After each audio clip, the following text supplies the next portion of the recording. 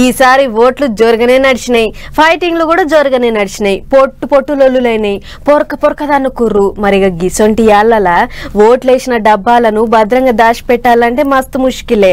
అందులో ఓట్లు లెక్క పెట్టే ముహూర్తానికి ఇంకో 20 రోజుల దాకా టైం ఉన్నది. అందుకే గోడలు గట్టి ఉన్న రూమ్లు, ఆ రూమ్ల ముంగట గన్నులు పట్టుకున్న జవాన్లు, చుట్టుముట్టు బుడ్డ కెమెరాలు, అబ్బో షీవను కూడా చిటుక్కు అనిపిస్తలేరట. అగ చూడుర్రి.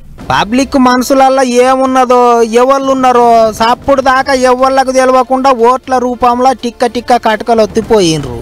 ఇప్పుడు డబ్బాలన్నిటిని 4వ తారీఖు నాడు ఓట్లు లెక్క పెట్టే యాళ్ళ దాకా భద్రంగా దాచిపెట్టాలి. ఒక్క పెట్టే అటు ఇటు అయినా అంత ఆగమే. అందుకే ఓట్లేసుడు ఓడవంగానే పోలీసోళ్ళు, తత్తిమ ఆఫీసర్లు అందరూ ఓట్లేసిన ఈవీఎం మిషన్లను అనామత డబ్బాలల్లో పెట్టి సీలు కొట్టి స్ట్రాంగ్ రూములకు తీసుకుపోయినరు. గోడలు గీడలు తలుపులు కిటికీలు అన్ని బందోబస్తుగా ఉన్న రూములల్లో ఈవీఎం మిషన్లు దాచిపెట్టిండ్రు. అంతేకాదు తలుపులకు కిటికీలకు సుత సీలు కొట్టినరాట. 2 తాళాలుంటే కలెక్టర్ తోని ఓ తాళం, ఎలక్షన్ల ఆఫీసర్ తోని ఓ తాళం ఉంటదట. తాళాలేసిన స్ట్రాంగ్ రూములు మళ్ళా ఓట్లు లెక్క పెట్టినాడే తెరుస్తారట. అసలే పొట్టు లొల్లులైనాయి.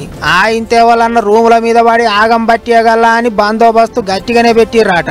గన్నులు పట్టుకొని జవాన్లు, లోకల్ పోలీసోళ్ళు ఎప్పుడు కంటి మీద కునుకు లేకుండా కావలిగా వస్తారట.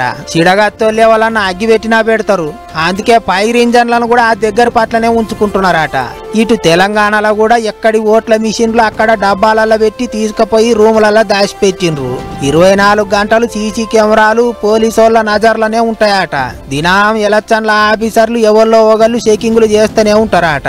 ఏమైనా దగ్గర 20 దినాలు భద్రంగా దాచిపెట్టాలంటే పెద్ద ముచ్చట్నే. ఏమైనా డబ్బాలలో ఏమున్నదో, ఎవళ్ళ జాతకం ఎట్లున్నదో, ఏమైతుందోనని అందరూ గట్టిగా ఎదురు చూస్తారు ఇప్పుడు.